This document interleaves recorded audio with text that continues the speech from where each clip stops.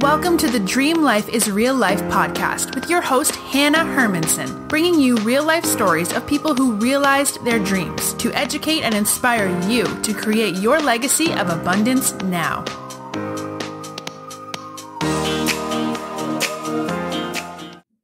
All right, everybody, welcome back to another episode of Dream Life is Real Life. Today, I am with a very special guest, Zander Fryer.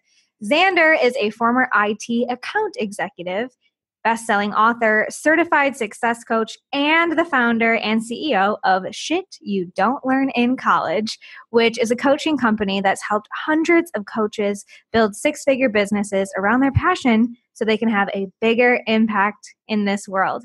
He went from no idea to what he wanted to do with his life to a six-figure coaching business in 3 months after quitting his corporate job. And now, less than 2 years later, he's leading a team of 5 who have set out to change the way our education system runs by helping people do what they love full time. Zander, this is already great. How are you today? I'm doing well. It's hard to be bad when you're doing, when your job is actually something that you're really passionate about and you're helping people. So I'm doing really well today. Amazing. And I always like to ask folks, where are we speaking to you from? Coming in from San Diego. It's normally hot and sunny here, but it's actually kind of cloudy right now. So I don't know what's going on. Oh, tough. I know, right? I'm really allowed to complain while I'm in San Diego. Awesome. So a question, I'm just going to get right to it with you. Enough of the small talk. Sure. So my first question is, do you feel like you are living your dream life now? Short answer, yes. Yeah. I was actually, it's interesting because I was actually sitting, I was sitting in my living room the other day. This was probably a couple of weeks ago. And I was worried about, I was anxious about this and that, this thing that I had to worry about in the business and this thing that I had to worry about in the business. And I was sitting in my chair in my living room and I looked into my apartment and I kind of just realized 2 years ago when I was still in the corporate world, this was actually the exact life that I was dreaming about. This was, having too many coaching calls and having to worry about making sure that scheduling was set up right and this and that. And I was like, this was actually the dream life that I was worried about, or not worried about, that I was dreaming of 2 years prior. To actually, and now to be sitting and worrying about it was hilarious. I was like, this is just silly. But this is it. It was it. You're so right? Because when we step into our dream life or we realize things, it's still real life. And that's so much of where the name of what we're doing came from. So take us back to 2 years ago, to that point in your story when you decided to make a change or do something different. What was your catalyst to stepping into your dream life? Yeah. I was in the corporate world and it wasn't like I was in a dead end job. I was working for Cisco Systems. I was an IT, a systems architect in IT.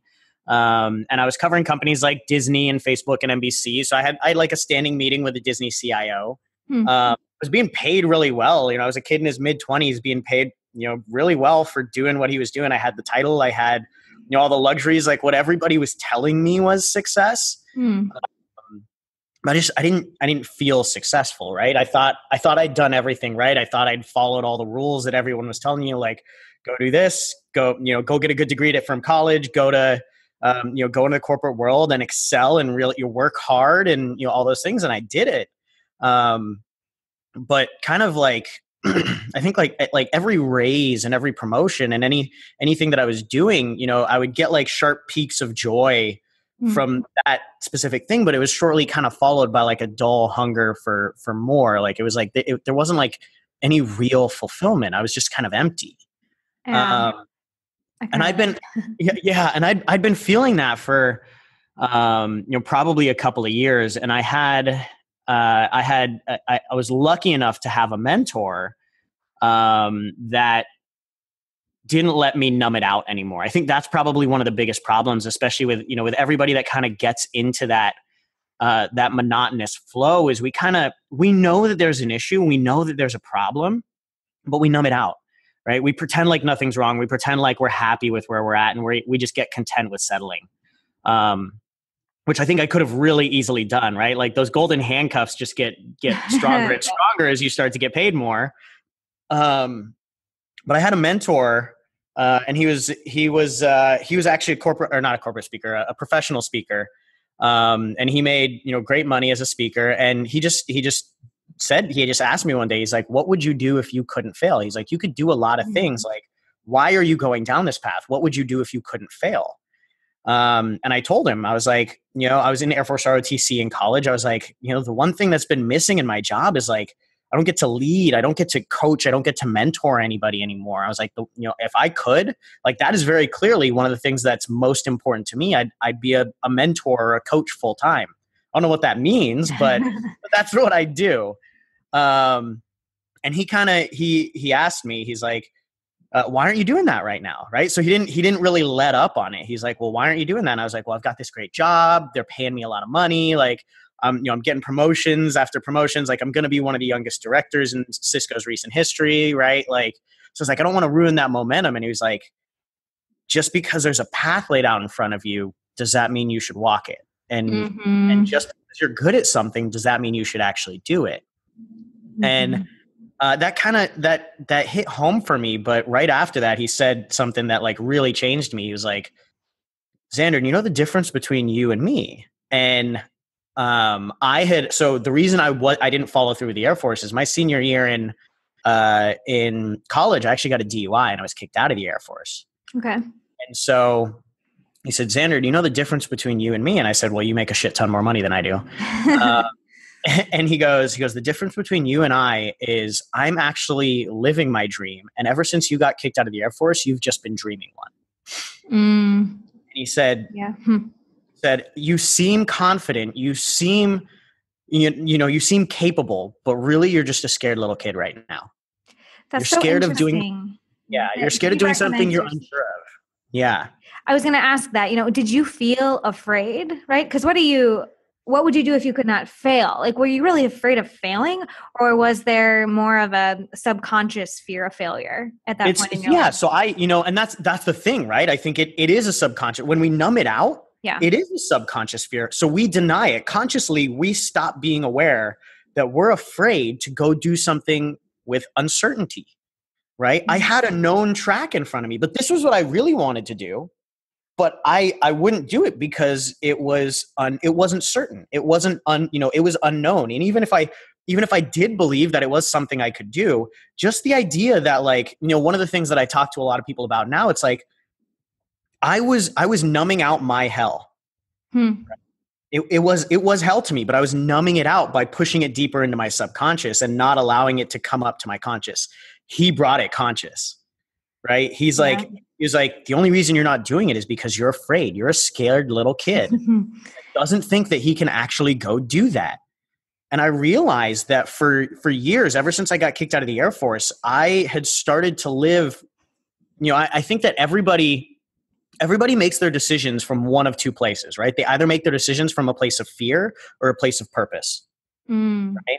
And I realized that somewhere along those lines, I had started making all of my decisions from a place, not all of them, but majority of them from a place of fear, right? Fear of uncertainty, fear of people judging me for doing something different, fear of failing, fear of, all of those things, right? Like, eventually it was like, well, if I go do this, then I'm not going to be able to figure out how to turn it into an income. And then I'm going to fail at it. And then I'm going to lose my rent. And then I'm going to be homeless and my family's not going to love me because I'm unsuccessful. So then I'm going to die. Yeah. Right? Like we take ourselves down that path subconsciously, even if consciously we don't want to admit it. Yeah. Right? I love that differentiation. And I think that it's not conscious, because to make a decision based on purpose is not natural or even taught. Yeah. Right. We are taught, and some of what you're saying sounds like you've had a similar experience, that we're taught to follow the path, like do the right thing, climb the ranks. And some of these ideas that might be more in alignment with your purpose just aren't even presented to you until you have, an amazing mentor. For me, I actually had one of the students I was advising turned it on me because I was asking him questions in an advising session, like, what's your path? What's the next step? And he asked me, what would you be doing if you could do anything? And I was like, well, not this, but you're like, you're not supposed to ask me that, right? Right. You're not supposed to bring up my fears. But those questions along our path that call out our purpose are the ones that usually shake us up. Yeah. And truthfully, right? Like that was something that I realized is like when I did act from a place of purpose, it was scary. Every single time I made a decision truthfully from a place of purpose, I had to face a fear. I had to be courageous to make those decisions. It doesn't matter how big it is or how small it is, right? It's like, the courageous decision to like, if you set your alarm for 6 a.m, right? It's a courageous decision to wake up for that alarm, even though you stayed up late, right? Or you could just be like, oh no, I'm just tired and I'm afraid that I'm going to be too tired the rest of the day. So I hit snooze or something like that, right? But you start to see all these little decisions throughout your life that you're actually making from a place of fear. And a lot of the times we deny it, right? So for years, I denied that I was in this job from a place of fear, right? I said, no, it's purposeful. I'm growing. I'm getting, so I was justifying it, right? I would find anything I could do to justify it. Right. I was being paid well. I was getting promotions. I had this great title. Helping the team. I was helping the team. I had, I loved my clients. I loved, like all that. I would do anything I could to justify it. And once I realized that simply the fact that I was trying to justify it was just proving to myself that I was scared. So how do you move from, okay, that wake up call, that realization, okay, I've got some fear. Did you quit that day, your job, and run to the beach? Like, what are those next steps that maybe? So I will preface the next couple parts of this story with I do not actually suggest anybody do what Zander does. But here's proof that you can survive whatever decisions come next. Exactly right. So that was on a Saturday. That was on a Saturday, and I could not stop thinking about that talk all of Sunday. And, one of the other things that he said to me, he's like, Zander, you realize that, the one resource that's more important than your money is your time. And you will never get your time back. And I remember that Monday, I went back to work and I had like the Monday morning conference calls lined up. It was like 8 to 9 to like set up more conference calls for later that week. Then it was like 9 to 10 to go through like sales numbers, and then 10 to 11, and then 11 to 12. And I remember each hour I went through, like 8 to 9, it was like, I'll never get that hour back. And then 9 to 10, I just couldn't stop thinking like, I'm never going to get this hour back. By the time it hit noon, I wasted half a day and I was like, I'm never going to get that Monday back. Yeah. And I called up my manager, like during that lunch, I called up my manager and was like, Frank, I'm done. Like and he was like, what do you mean you're done? I'm like, I'm done. He's like, do you find another job? You get another offer? Like, what do you mean you're done? I was like, I don't know what I mean, but I'm done and I'm quitting and I'm not going to, like, what are you going to do? I was like, I don't know, but I know this isn't it. And it was literally all I knew. I just knew that wasn't it. That's amazing. And you're in a place in your life, early to mid 20s, I'm assuming, you didn't have a family yet. I was 27 when I officially made the call, but yes. Yeah. And when you preface that story, I was like, oh, I wonder what he did. What's the thing that he's not going to recommend? And I have to admit, I did the same exact thing. And it is difficult to prescribe to people to say, quit everything and run to the beach. I said that like a joke, but that's actually what I did as well. And it's hard to prescribe that to people who are in different life circumstances, but talk to us about the power of shutting the back door and having only the option to pursue your dreams or figure out something new for yourself. Yeah. And I think, it's perfect. The way that you described it, right, is I have no problem telling somebody to quit cold turkey, but the reason that I don't do it is because it's a decision that you have to make. Right. It's a decision that you have to make. If somebody tells you to quit, it's not the same. You commit to yourself to, like you just mentioned, shutting the back door. That's the difference. When you commit to yourself, I remember, another way that I like to put it, right, is like you'll never be able to find new lands if you're too afraid to lose the sight of the shore, right? Yeah. So you've got to be, you've got to be willing to venture past sight of the shore to go find new lands. And I remember when I told my mom, which was hilarious. Her golden boy had just, quit his job and this. And so she was scared. Most amazing, supportive woman ever. But her first thing was like, I don't think you should do that, first of all. And then, second of all, like, well, you're great at engineering, so you can always like make sure you keep up on your engineering work so you can go back if you need to, right? Keep that back door, just in case. So I got similar advice. Yeah. And I remember telling her, I said, I don't think you understand. there is no going back. Mm-hmm. And when I said that to her, there was something that really clicked for me that was like, holy shit, like this is actually real, right? This is 100%. There is no back door. There's no way I can ever go back. And I actually remember, so when I told my manager, they ended up giving me a very lucrative offer to stay. Basically, I did a little exercise. He was like, here's where you are on the rankings. Like, here's our plan for you. Like, give us a list of demands is what he said.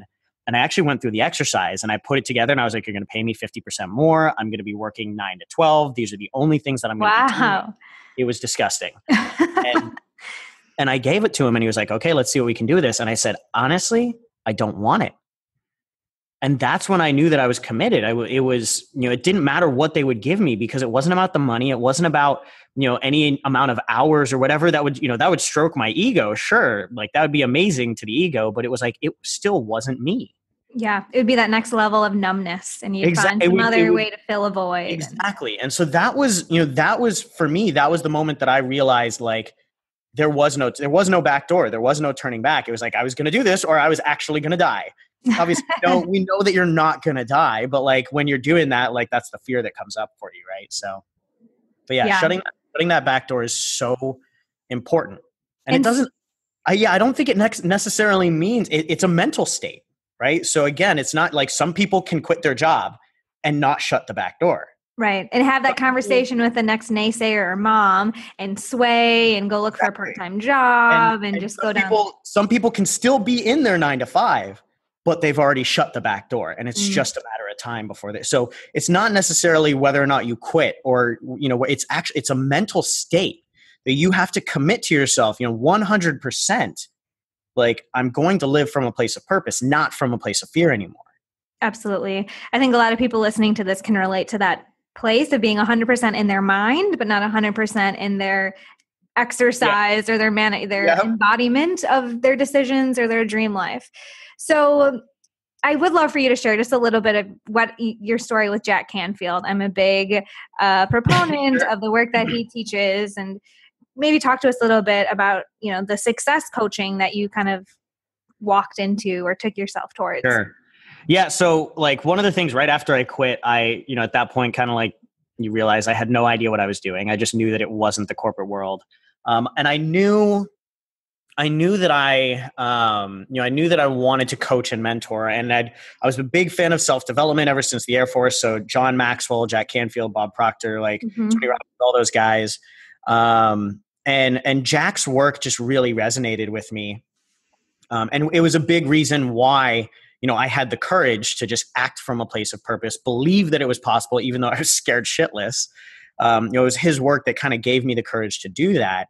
And so a couple days after I quit, I basically just Googled like Jack Canfield phone number, and just called up his office. So I called up his office, ended up, just, hey, my name's Zander. I got on the phone with one of his director of operations, was just like, hey, my name's Zander. Can I come hang out with you guys? And literally like about 2 hours later, I had a flight out to Arizona to go meet with them, do his training, and then go through Breakthrough to Success and just hang out with his team to learn everything that he had done. And one of the things that I realized was like, I want to learn to be a mentor or a coach, and I see this guy who's been doing it for the better part of 4 or 5 decades, right? Why would I not just go soak up everything that he has to offer and like approach it like a blank slate? Because he spent 50 years, basically curating this for me. So ended up basically going and working with him for the next couple of weeks. And then the next couple of months went through his training programs and worked with a lot of his, people on his executive team, like Dr. Deb Sandella, Kathleen Seeley, all of those people, to really learn everything that I wanted to learn about being a coach. Amazing. And within a couple of months, you had your business up and running. I think that is such a real life and powerful example of first, shutting the back door, standing in your purpose, or at least the intention to find it, and then reaching out in a simple Google search. We have so many resources and people and books at our fingertips that I took a bit longer to kind of get off the couch and off the beach before I was like, all right, let me find some helpers and some people. So I love that story. I think that, that was a big thing. The two things there for me, right? Like one of them was like, I knew, and this kind of goes back to like me being like, look, the one resource I will never get back is my time. And I was like, I am expediting my process to living my dream life, no matter what it takes. Right. And I think, so that was a big thing for me. I knew that shortcuts exist. Yeah. Like for me, it was like, I could figure this out. I'm resilient. I'm smart. I can figure this out. We all learn from, the school of hard knocks, like making mistakes and having successes. But what most people don't realize is like, you can learn from others' mistakes and others' successes faster. Right. And so like, I wasn't afraid to just be like, I'm going to go find these people and learn from them so that I don't have to spend the next 3 years of my life trying to figure this out. And then a lot of people are like, well, how could you just reach out to Jack Canfield? And I was like, well, if I wasn't working with Jack then, and if I didn't reach out to him, I still wouldn't be working with him. And I did reach out to him and he said no, I still wouldn't be working with him. And I'd be in the exact same spot for all of those. But if he said yes, it could be life-changing. So why would I not just take the chance to just reach out and see what happens? Incredible.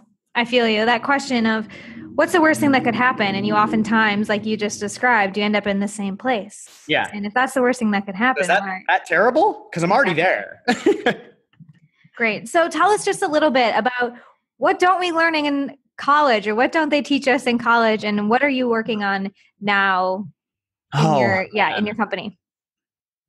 A lot of stuff. A lot of shit. A lot of shit that you don't learn in college. I think, the basis of it, right? I and you kind of mentioned on this a little bit, but the way that our education system is set up right now, and I obviously have a very biased opinion on this, but the way that our education is set up right now is actually, it's a very militaristic way of having an education system, right? So, if you look all the way back at like ancient Greece, right? You can actually go back to ancient Greece and you can see that to be in ancient Greece, the education system was set up that to be a contributing member of society, it was part of what's called the trivium or the quadrivium, right? So there's three major areas that you had to focus on. There was logic or ration, right? So being logical. There was critical thinking, right? So learning to question critically. And there was grammar or rhetoric, learning how to learn, right? So learning how to learn, critical thinking, the ability to question things for where they're at right now, and being logical or rational in your own sense as an individual, right? And that was drastically shifted when Roman times came, because what was Rome all about? It was a militaristic society, and they wanted soldiers. So what doesn't work for a soldier? Someone who critically thinks, right? Someone who critically thinks, someone that can learn on their own outside of the system, right? And someone who can rationally logic themselves out of a situation. So that actually doesn't make a very good soldier. So the education systems going up through Roman times and all the way up into capitalist society have been, designed around, keep having worker bees, having soldiers to, run corporations, things like that. And what that's created, it's created a lot, we see this now, it's created a society of a lot of people that end up, essentially it's like, God, what is it? It's like 70% of recent college graduates right now are either unemployed or in partial time work, because either they can't find work in our society or it's not something that actually connects with them. And at the same time, the people who do find work, 80% of all 9-to-5 employees suffer some work-related stress because it's not aligned with who they are as a person. This is crazy to me, right? But it's the way that our system is set up right now to move people in a line to this one thing, rather than being an individual, having a purpose, having a mission, figuring out your own stuff, right? Being able to learn on your own, being able to critically think and question, and being able to, logically ration yourself into a life that you actually want to live. Yeah, this sounds like it comes back to the point you made about either asking questions or answering questions based on fear or purpose. Exactly. And like we mentioned, we're so trained to not even consider the purpose. Where is that anywhere in our education, in our experience, and most of the examples around us? Yeah, and it's becoming it's becoming very, very apparent. That's why there's such huge pushback on the education system right now. That's why so many, high school graduates are actually opting out of going to college, right? They see, their older brothers or their older sisters that paid $100,000 to go to a university and then don't have a job afterwards, right? They see the problems that are going on. They're like, well, why would I do that? Right? Like, why would I spend $100,000 to go not learn what I need to learn to be successful in society? Right. So I see this shift is happening already. We're just going to make it happen a little bit faster.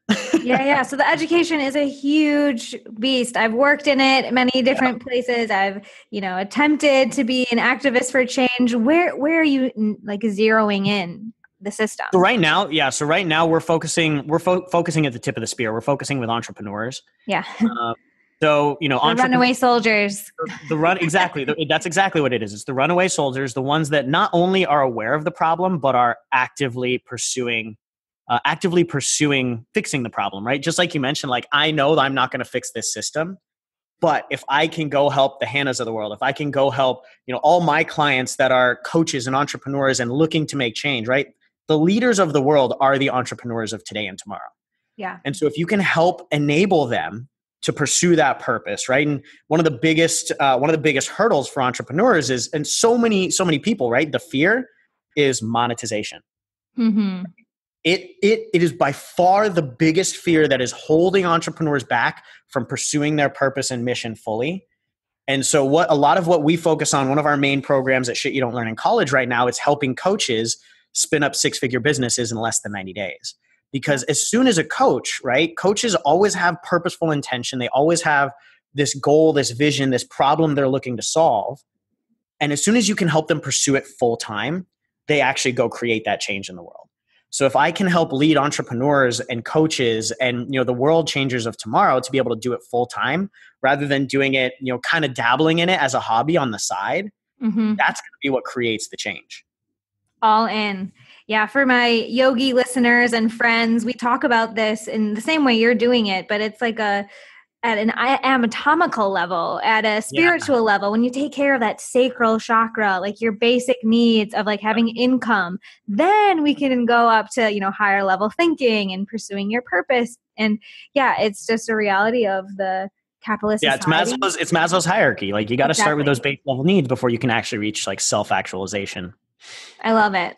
All right. Are you ready? We are in the education theme already, but I love to put my guests through a little pop quiz. Oh, sure. Let's do it. 3 rapid fire questions. All right. What is one thing you would, urge people to go do today to get a little bit closer to their dream life, whether it's an exercise or a book or what's one thing we can do today to get closer to their dream life? I would go there's a lot of things you could do, but I would go do the one thing that you're scared of doing most right now, whatever that may be. Maybe it's shutting the back door. It could be shutting the back door. It could be something as simple as like, one of the things that I tell every single one of my clients to do, is like going and giving 5 random people hugs. Oh, right. Just getting out of your comfort zone to be successful as, building your dream life. Like we just kind of talked about, right? To build your dream life, you have to have courage. You have to make your decisions from a place of purpose and not from a place of fear. And you have to go do more of those things that get you out of your comfort zone, right? Because every time you get out of your comfort zone, you survive a small risk and it builds confidence. So even if it's just going and hugging, 5 random strangers, if it's going and having lunch by yourself, right? Like the weird things that you think like people would judge you for, right? Like if you're a guy going and telling that girl that you think is cute, that she's cute. If you're a girl going and telling that guy that you think is cute, that he's cute, right? Like whatever it is, it could be something little like that, or it could be something big, like, quitting your job. But whatever it is that you're afraid to do, like Ryan Holiday, a good friend of mine, actually wrote the book, The Obstacle is the Way, right? So truthfully, whatever it is that you're scared to do, I would bet you like 95% of the time, that's actually exactly what you need to do to build that dream life. And by you not doing it, even if it doesn't seem like it's part of everything, it is, right? Because that habitual thought process of like you not doing that just creeps over into every other part of your life. So I would say find the one thing that you're uncomfortable doing right now and go do it today. A+. Practice making courageous decisions. All right, Yep. Question number 2. What is one resource you would recommend listeners check out, whether it's a website, an app, a book, a person? Okay, this is another. I feel like I'm giving you roundabout answers, but here's another one with this. I actually don't like giving people resources, and here's why. Most people are information gatherers. I couldn't tell you how many times I've suggested a book that has changed my life, and that person read it and was like, yeah, it's good. I'm like, but are you implementing it? And they're like, no. I was like, yeah, that's why your life's still in the same damn spot.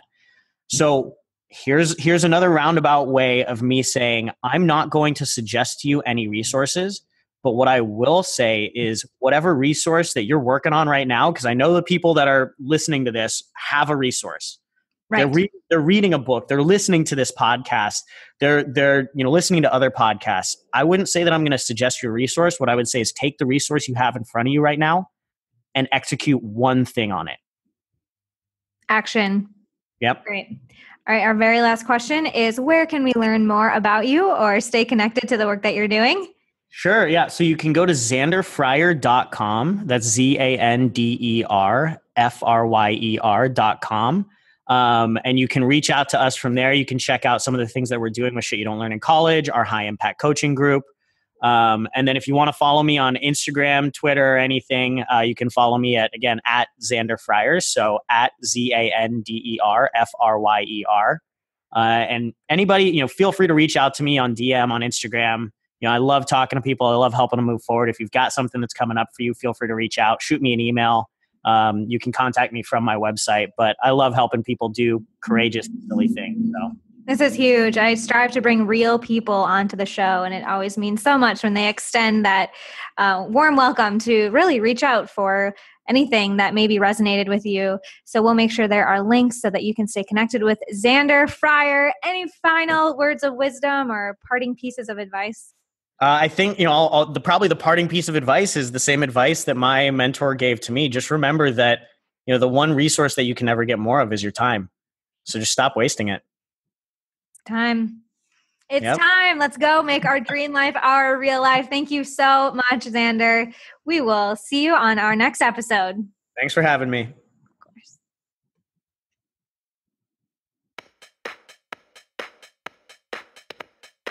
You've been learning how to make your dream life your real life with Hanna Hermanson.